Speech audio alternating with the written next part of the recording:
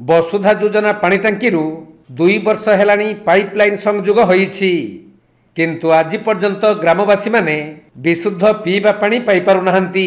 एपरि अभियोग करिसेंती मयूरभंज जिला बेतनटी ब्लॉक तथा पंचायत अधीन महुलिया उपकंठ सगड़भंगा ग्रामवासी। तेबे बेतनटी ब्लॉक ग्राम्य जल जोगाण और परिमल विभाग पक्षरु महुलिया ठारे 1 लाख लिटर जल धारण क्षमता संपन्न वसुधा योजना रे एक पानी टांकी निर्माण करा जाईछि। एही पानी टांकी महुलिया नायक साही समेत आखपाख ग्रामवासी को पाइपलाइन जुगे विशुद्ध पीवा पानी जोगाई दिया जाईछि। हेले सगड़भंगा गाँ को पाइपलाइन बिछा जाइथिले भी 2 वर्ष हेलानी गाँ को पानी पहुंची पारु नाही।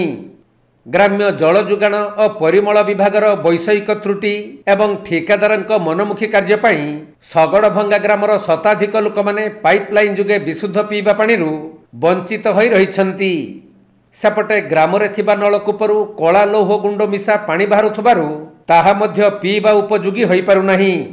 तेणु पीवा पानी समस्या को नहीं सगड़भंगा ग्रामवासी माने बारंबार पंचायत कार्यालय ठारू आरंभ करी ग्राम्य जल जोगाण और परिमल विभाग जंत्री को अभियोग करि आसुछंती।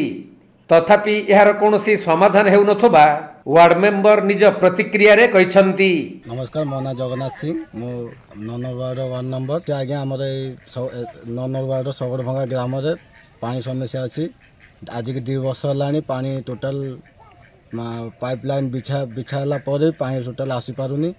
आमर ऑफिस रे दरखास्त प्रकाश देला पर भी कई कि शुणुना कंट्राक्टर लोक कंट्राक्ट काम कर काम देखे अल्प मतलब काम देखे पढ़े धरा छुआ भी दौना आम कथा कई बुझापे ना आम लोक बहुत हराण होती। ट्यूबवेल रू केमती पानी बाहर बहुत गोलिया गंध हो पानी वाश पाई भी सार कहूँ वाश पाई भी कहीं भी गोटे आसिक देखिक वाश पास किसी करूना बारंबार कहला भी किसी शुणुना।